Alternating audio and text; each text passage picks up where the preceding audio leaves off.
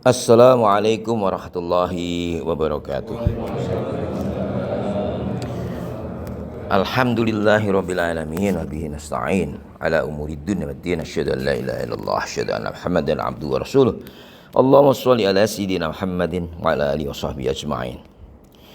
Bapak-bapak, ibu-ibu dan saudara semuanya, jemaah subuh yang dirahmati Allah. Setelah tawakal yang kita bahas seminggu yang lalu, hari ini kita membahas tentang sabar. Jadi sabar itu sangat penting di samping tobat, warok, zuhud ya, tawakal yang sudah kita pelajari.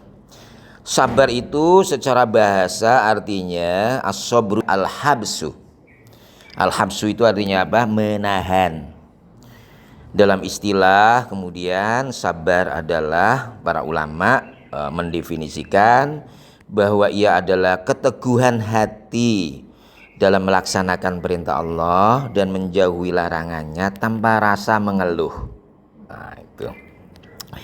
Dalilnya apa? Dalam Al-Quran banyak sekali, ada sekitar 90 kali Al-Quran menyebut kata sabar.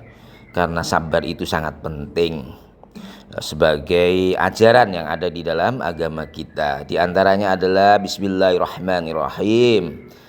Ya ayyuhalladzina amanu ista'inu bis-sabri was-shalat.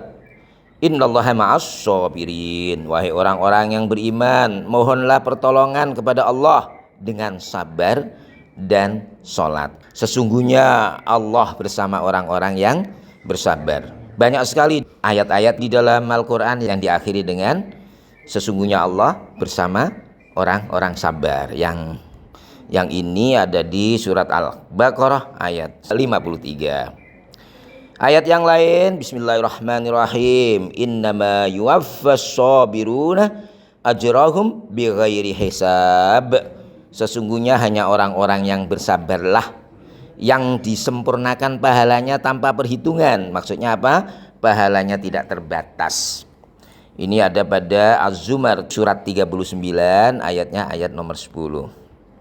Demikian juga di surat Al-Ahqaf ayat nomor 35 Allah juga berfirman, fasbir kama sabara ulul azmi minar rusuli wala tasta'jil lahum.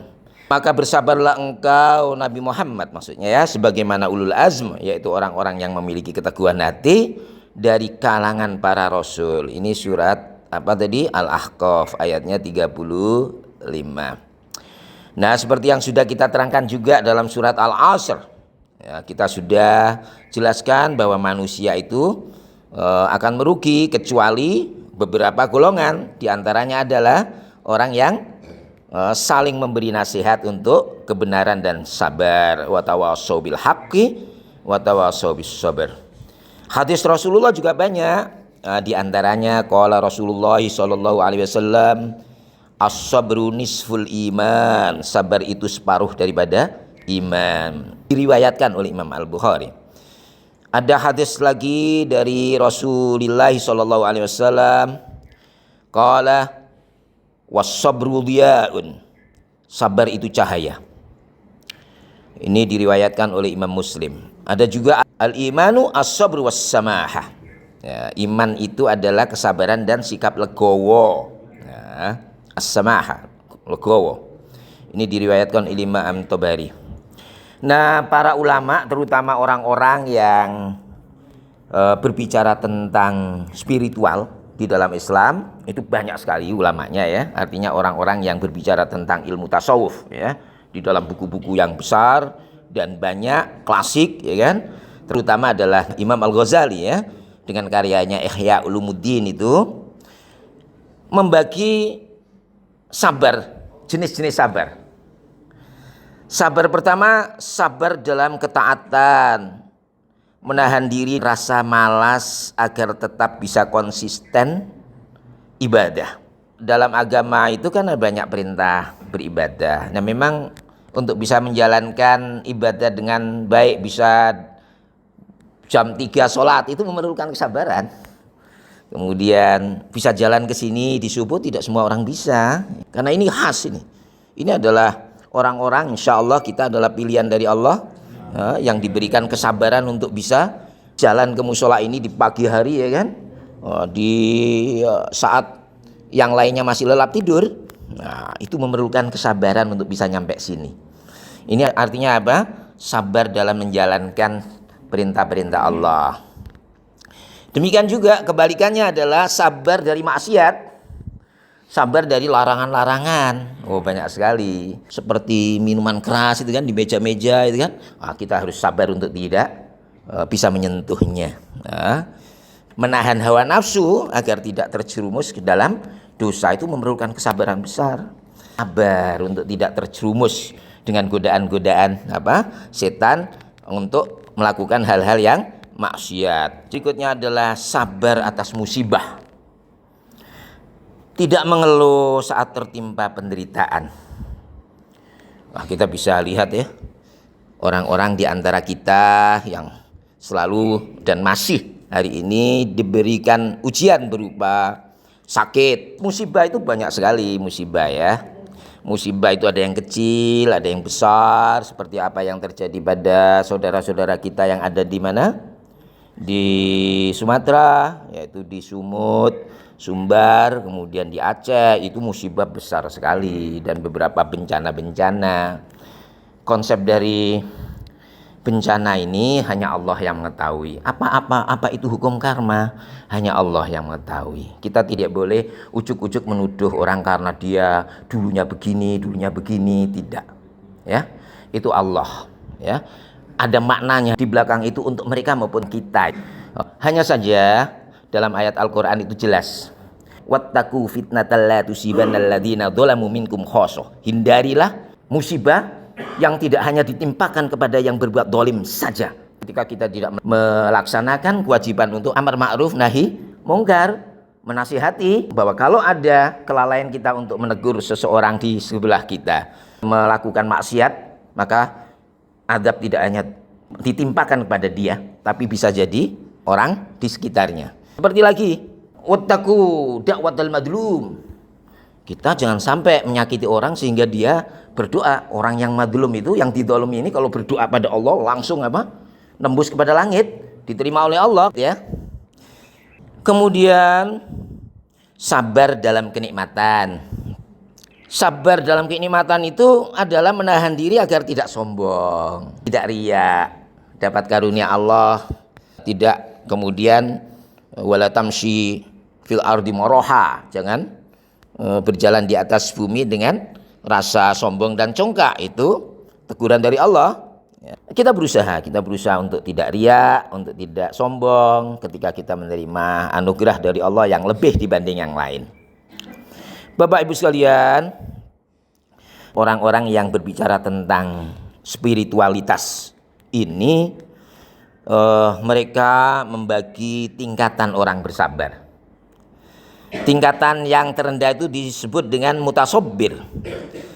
Orang yang masih berjuang ya, keras untuk menahan diri. Batinnya masih merasa berat. Rasanya nggak sabar saya menanggung hidup seperti ini. Itu adalah tingkatan terendah. Yang kedua adalah menengah, sobirun. Orang yang sudah mulai terbiasa menahan diri tanpa merasa terlalu terbebani, udah biasa. Biasa itu gitu ya. Yang paling tinggi adalah sabur. Orang yang menjadikan sabar sebagai karakter jiwanya. Ia melihat cobaan sebagai bentuk perhatian dari Tuhan. Nah, ini tingkatan tinggi dalam keimanan ini ya. Orang yang iman. Dan sabar ini ya kan tidak hanya dalam hubungan kita dengan, sekali lagi kita bisa menyelesaikan persoalan keluarga, hubungan kita dengan anak, dengan istri atau dengan suami ya kan. Dengan apa? Dengan tadi ada tawakal, waro, zuhud, dan ini adalah juga sabar. Kita memerlukan sabar hidup bersama apalagi dengan cucu yang kata Pak Heri sudah berbeda budayanya, sehingga jadi kakek nenek tidak seperti kakek nenek zaman kakek nenek kita, ngeyel terus anak ya, itu cucu ya kan. Itu harus sabar karena perbedaan budaya zaman dulu dengan sekarang, dan itu adalah lingkungan yang mengajari mereka dengan sikap-sikap yang seperti itu, sehingga memerlukan kesabaran di keluarga, bahkan juga di dalam pergaulan dan bermasyarakat, ber-RT, ber-RW, bernegara, berbangsa dan sebagainya ya. Dan yang paling tinggi adalah tadi itu menjadikan kesabaran ini sebagai karakter dan ciri khas, dan melihat cobaan itu bukan sebuah tantangan, tapi merupakan nikmat atau perhatian Tuhan terhadap kita. Puncak dari sabar adalah ridho. Ini ada seorang namanya Dzannun al-Misri. Ini seorang tokoh sufi, ya. Ia termasuk level ini, memahami sabar di dalam level ini. Dia memberi pengertian sabar itu adalah menjauhkan diri dari keluhan, tidak pernah mengeluh kepada seseorang terhadap apa yang dia terima. Tetap tenang saat ditimpa cobaan dan menampakkan kecukupan atau kaya hati meskipun sedang dalam kemiskinan. Nah, ini menurut orang namanya seorang sufi yang namanya Dzannun al-Misri. Prinsip orang sabar itu yang paling penting termasuk kita adalah kita harus meyakini dan memiliki keyakinan keimanan yang kuat, ya, kuat. Maka pelajaran tentang akidah iman seperti ini penting. Tidak hanya hukum syariat itu tidak bisa kita lakukan dengan ikhlas kalau kita tidak punya konsep tentang prinsip-prinsip spiritualitas dalam hidup atau keimanan di dalam Islam. Nah, sabar itu memerlukan apa? Prinsipnya apa? Kita harus yakin dan beriman bahwa Allah adalah pemilik segala-galanya. Pemilik apa yang kita miliki, sehingga kalau dikurangi dikit pun, kena musibah dikit pun, ya kan? Nah, maka kita selalu harus berdoa lah, ya. Hari-hari ini kita menyaksikan orang satu hari kena kebakar sampai 35 orang meninggal. Kemudian demikian mudah longsor membunuh sekian banyak orang. Tidak ada yang bisa lindungi kita, hanya Allah. Yang kedua, kita harus yakin bahwa Allah itu mengetahui apa yang terbaik bagi hambanya. Mengimani sifat Allah bahwa al-alim. Allah itu maha mengetahui. Ada yang mengajukan untuk jadi direktur gak dapat. Ya, itu tentunya Allah maha mengetahui manfaat dan ketidakbermanfaatannya ketika dia dapat jabatan itu. Kita harus yakin bahwa Allah itu maha mengetahui apa yang terbaik bagi hambanya. Maka selalu setelah musibah kita selalu mengatakan semoga hikmahnya ada hal lain yang merupakan mungkin itu jalan terbaik, ya kan? Bapak Ibu sekalian, coba bagaimana caranya kita melatih diri untuk memperkuat kesabaran kita. Nah, ini penting. Pertama, ya, kita harus melihat manfaat di balik musibah. Meyakini bahwa kesulitan adalah cara Allah menghapus dosa atau mengangkat derajat kita. Nah, keyakinan ini harus ada. Bagaimana kita belajar untuk sabar? Ketika kita melihat musibah, kita lihat aspek positifnya, husnudonnya kita ajukan. Oh, mungkin karena Allah menghendaki yang terbaik atau lebih baik daripada itu. Melihat musibah yang lebih besar, ketika kita kena musibah kecil, udah marah-marah macam-macam dan mengeluh ke sana kemari. Nah, bagaimana supaya kita tidak mengeluh? Lihat bahwa ada musibah-musibah lain yang lebih besar daripada apa yang kita terima hari ini atau kemarin. Ya, masih banyak orang yang lebih miskin, lebih banyak orang yang tidak memiliki nasib seperti yang kita miliki, ya kan? Sehingga ketika kita mendapatkan ujian musibah, ya, kita dilarang mengeluh sampai pada meragukan Tuhan. Nah, termasuk yaitu alhamdulillah, ya kan, kita selamat, tidak terjadi apa yang terjadi pada saudara-saudara kita yang ada di Aceh atau Sumbar atau Sumut. Kemudian kita harus selalu mengingat janji Allah, fokus pada balasan yang tidak terbatas dari Allah atas kesabaran kita, seperti ayat yang tadi saya bacakan pada surat Az-Zumar ayat 10, ya. Ada pahala yang tanpa batas bagi orang-orang yang bersabar. Yang keempat apa? Kita harus menyadari innallaha ma'as-sabirin. Allah selalu bersama orang-orang yang sabar. Latihan-latihan praktisnya kayak apa? Nah, Imam Ghazali memberikan panduan praktis untuk bisa bersabar. Pertama, kita harus menjauhkan diri dari lingkungan yang memicu maksiat. Nah, kita bergaul dengan orang-orang yang baik saja, ya. Nah, kita ngopi di situ pun dengan orang-orang baik, ya, di emperan musola, ya kan. Pak Nur Rahman tiap hari bawa rebusan. Ya, membiasakan diri dengan kesulitan. Nah, ini ya, anak-anak zaman sekarang itu karena tidak biasa tough gitu ya, tidak biasa digembleng, akhirnya dikit-dikit putus asa, sedikit-dikit gak sabar, ya kan? Nah ini kita harus didik, ya, didik anak-anak kita, pramuka, kemandirian dan sebagainya. Permainan desa yang memerlukan ketangguhan, lari, sepeda dan sebagainya. Kita kenalkan lagi kepada mereka, ya kan? Supaya tidak main HP terus. HP pun harus pakai AC. Kalau nggak ada AC, marah-marah. Nah ini karena nggak tangguh, ya.